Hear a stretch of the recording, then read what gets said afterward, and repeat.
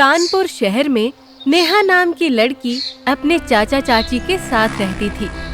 जब नेहा 7 साल की थी तब नेहा के माता पिता गुजर गए थे। तब से उसके चाचा चाची ही उसकी देखभाल करते थे। नेहा दिखने में बहुत ही सुंदर और सीधी लड़की थी और नेहा की चाची चतुर और चालाक। नेहा की चाची उससे घर के सारे काम करवाती थी। नेहा अपने ही घर में नौकरानी बन गई थी। नेहा की चाची उसे खाना भी बचा खुचा देती थी।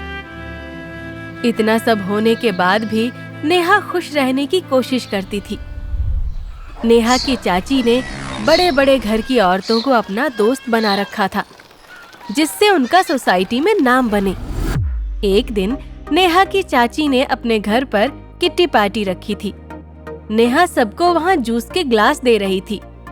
तभी नेहा से गलती से एक ग्लास नेहा की चाची के ऊपर गिर जाता है। अरे गवार, तूने ये क्या किया? तूने मेरी इतनी महंगी साड़ी खराब कर दी। तुम छोटे लोगों को कोई काम ढंग से करना नहीं आता। मुझे माफ कर दो चाची, मैंने ये जानबूझकर नहीं किया।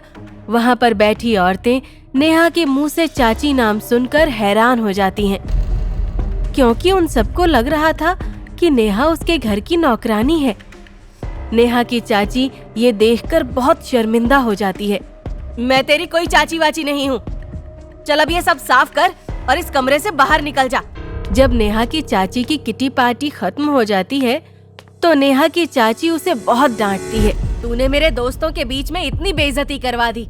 अब तुझे आज का खाना नहीं मिलेगा और तू आज रात ऐसे ही भूखी सोएगी। उस रात नेहा अपने कमरे में रोते रोते भूखे ही सो गई। नेहा इस बात से अनजान थी कि उसके चाचा चाची इसके 21 साल के होने का इंतजार कर रहे थे, क्योंकि नेहा के पिता ने अपनी जायदाद नेहा के नाम लिखी हुई थी और जायदाद के मुताबिक नेहा के 21 साल के होते ही जायदाद नेहा के नाम हो जाएगी। नेहा के चाचा चाची उसकी सारी जायदाद अपने नाम कराना चाहते थे। एक दिन नेहा घर की सफाई करने के बाद अपने कमरे में थोड़ी देर के लिए आराम करने चली जाती है। ए लड़की, घर में इतने काम पड़े हैं और तू यहाँ आराम फरमा रही है? चाची, मैंने अभी तो घर की सफाई की है और किचन के बर्तन भी साफ कर दिए। तो क्या हुआ? बाथरूम में इतने सारे गंदे कपड़े पड़े हैं, उन्हें कौन साफ करेगा? ठीक है चाची, मैं अभी कर देती हूँ। इतना कहकर नेहा सारे गंदे कपड़े साफ करने बाथरूम में चली जाती है। काफी देर कपड़ों को धोने के बाद नेहा उन्हें सुखाने बाहर चली जाती है। नेहा कपड़ों को रस्सी पर टांग रही होती है और तभी उसका पैर पानी की वजह से फिसल जाता है और वो जमीन पर गिर जाती है और रस्सी पर टंगे सारे कपड़े भी जमीन पर गिर जाते हैं। गिरने की आवाज सुनकर नेहा की चाची दौड़ी दौड़ी बाहर आती है। ये लड़की कोई भी काम ढंग से नहीं कर सकती। देखो तो जरा, अभी तो कपड़े धोए थे, सारे के सारे खराब कर दिए।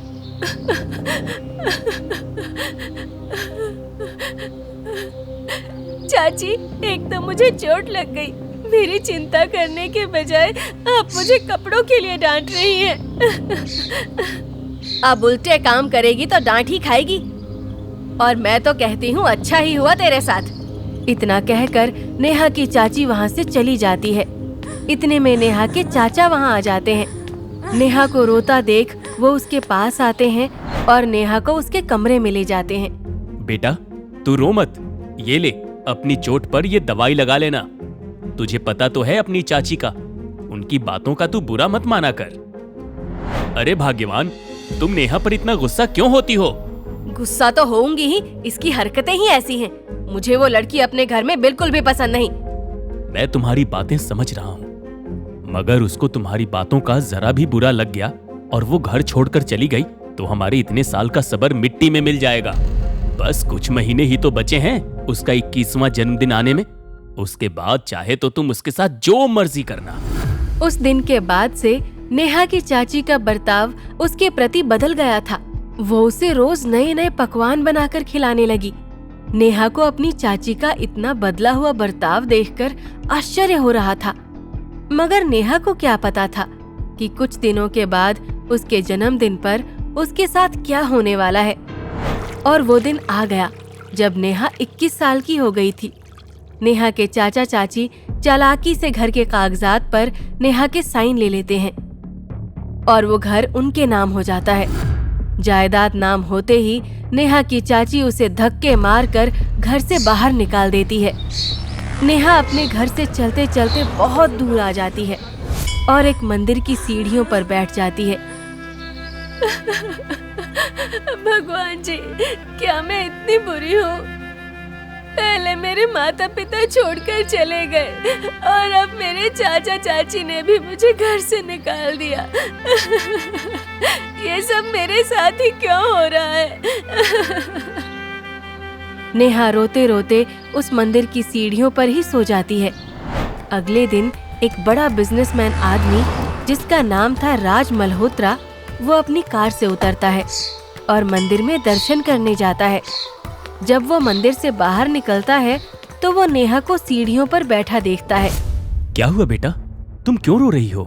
नेहा उस आदमी को अपनी सारी बातें बता देती है कि कैसे उसके चाचा चाची ने चालाकी से उसे घर से निकाल दिया। बेटी तुम चिंता मत करो, तुम मेरे साथ मेरे घर चलो।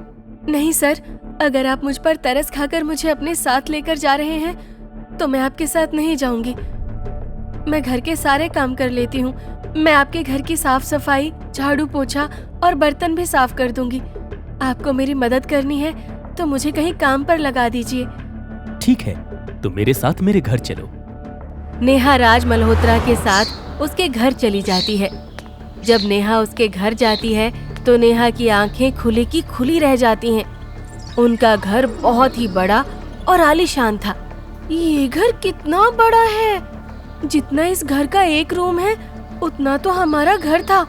नेहा उस बिजनेसमैन आदमी के घर साफ सफाई और खाना बनाने का काम करने लगती है और उन्हीं के घर में रहने लगती है।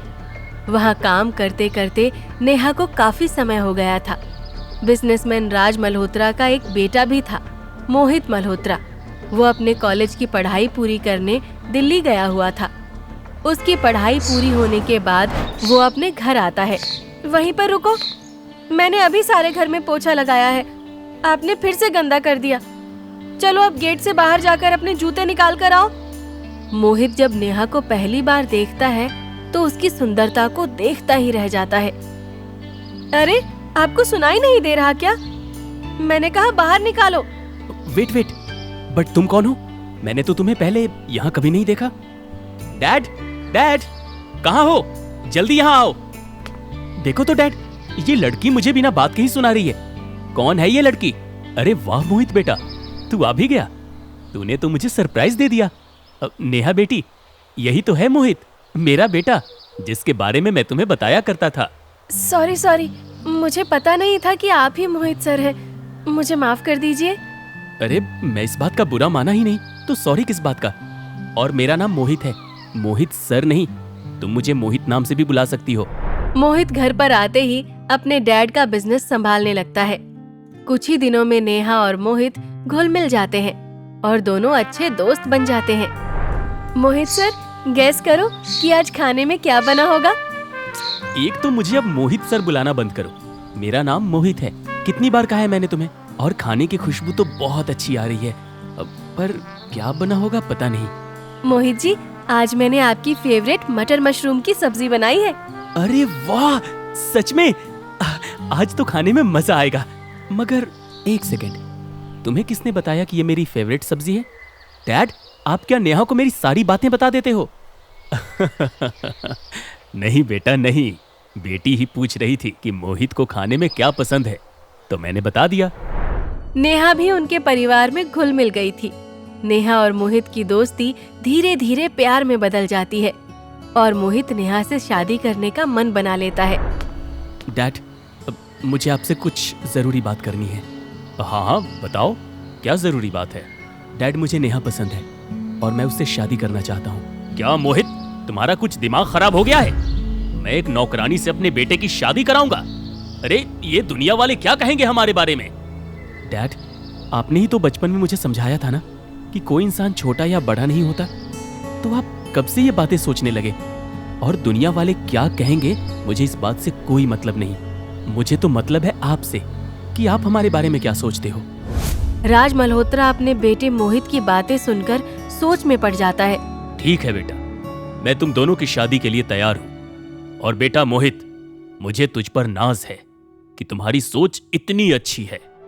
कुछ ही दिनों में नेहा और मोहित की शादी धूमधाम से होती है। नेहा मोहित के साथ बहुत खुश थी। शादी के बाद मोहित ने सभी ऑफिस वालों के लिए एक बड़ी पार्टी रखी थी, जिसमें वो अपने सारे एम्प्लॉइज को बुलाते हैं। नेहा के चाचा मोहित की कंपनी में ही काम करते थे। नेहा के चाचा चाची उसी पार्टी में आए हुए थे। जब नेहा की चाची ने नेहा को मोहित के साथ देखा तो उसकी आंखें खुली की खुली रह जाती हैं। इस लड़की की तो किस्मत चमक गई। नेहा इतने बड़े घर की बहू रानी बन गई। यही समय है नेहा से माफी मांगने का और इतने बड़े खानदान के घर से नाता रखने का।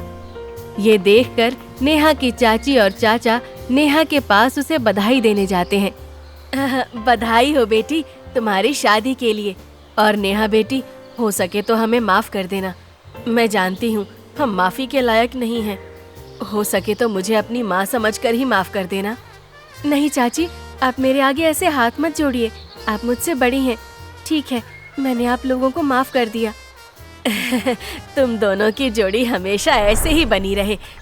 और नेहा बेटी, पराए घर जाकर अपने चाचा चाची को भूल मत जाना। बस हमें याद कर लेना, हम तुरंत तुमसे मिलने तुम्हारे पास आ जाएंगे। इसी बहाने हमें भी तो मौका मिलेगा तुम्हारे आलीशान घर में आने का। इस तरह नेहा का जीवन पूरी तरह बदल गया। जिस घर में वो नौकरानी बनकर रहती थी, अब नेहा उस घर में बहू रानी बनकर रहने लगी।